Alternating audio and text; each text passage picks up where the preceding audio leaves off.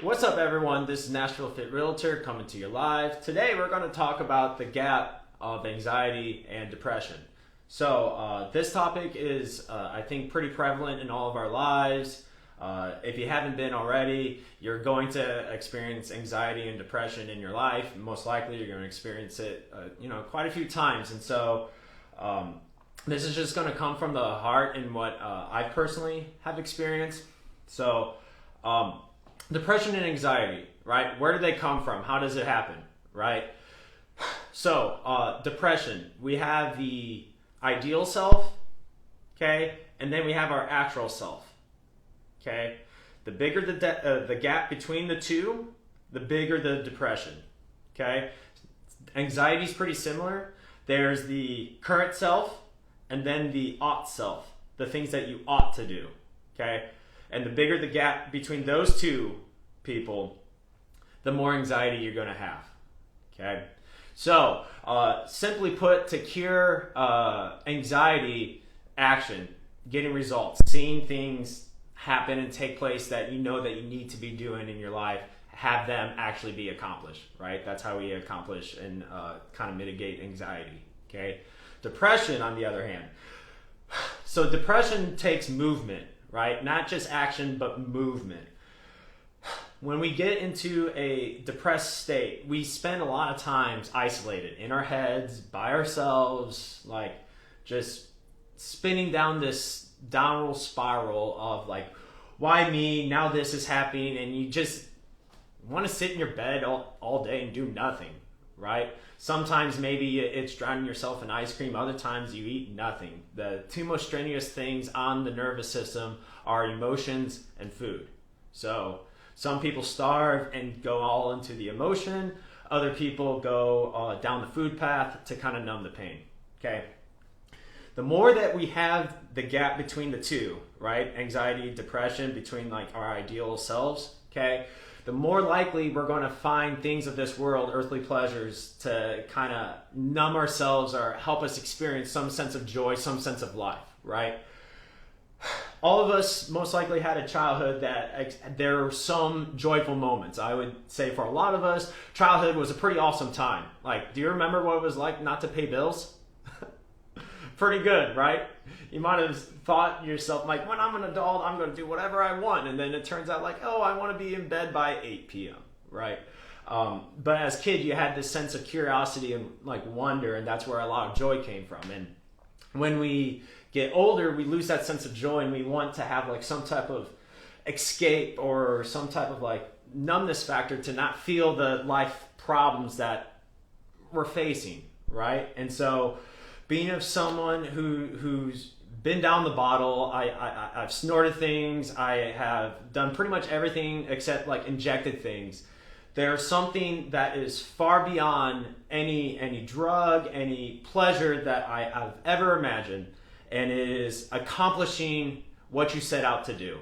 Like having a sense of purpose, a vision, and then seeing that actually happen. Self-fulfillment, okay? That is only second to the grace of God, and that's a different conversation. But for a lot of us, accomplishing what we want to actually have happen in our lives will be the greatest feeling you will ever feel in your lives. You will stand a little bit taller.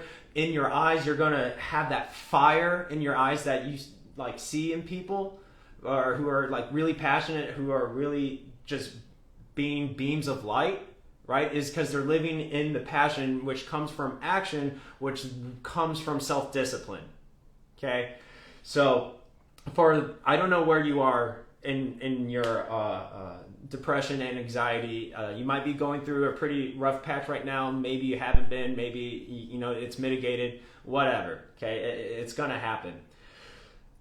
Regardless of wherever you're at, sitting down and figuring out what is the next step I need to take right now.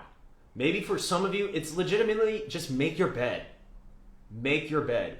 I remember sometimes in college, and college was pretty rough for me, like just depression wise. Like I didn't understand college.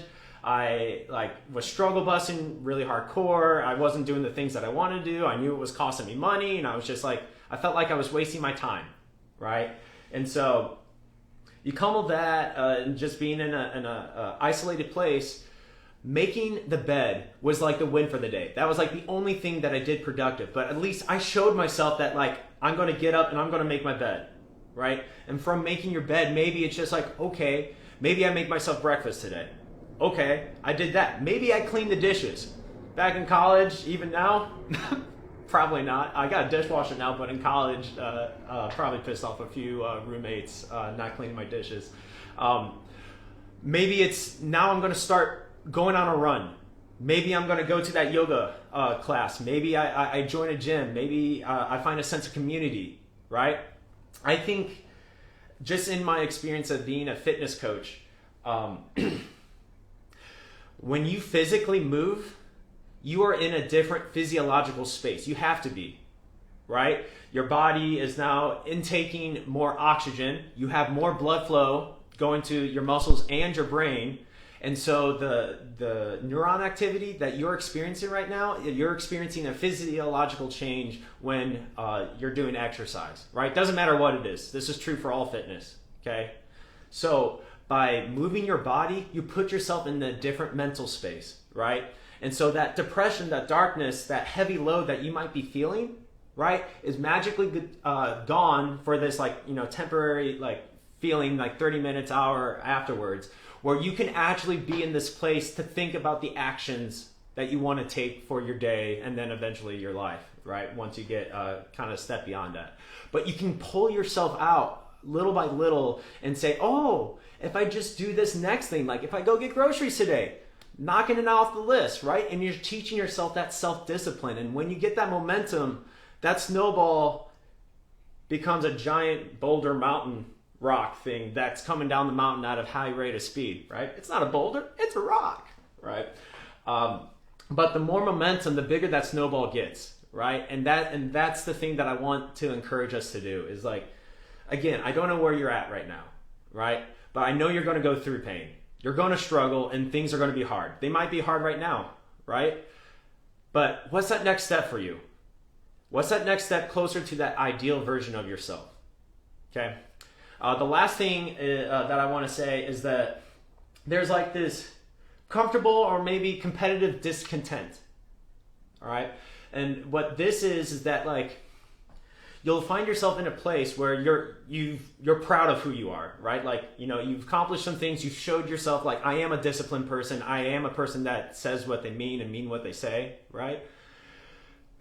You find yourself in this place of comfortable or competitive discontent. I'm the best that I've ever been right now, but I'm also the worst that I'll ever be right now, right? And so I know for me personally, just taking the next step in my life has always opened more and more doors. And you find one door starts opening up 2 doors, opens up 4 doors, opens up 8 doors. And it might feel like forever. It might feel like it's never going to end, right? But I promise you, one step at a time, every workout comes to an end, So that's just shooting off the cuff, speaking from the heart.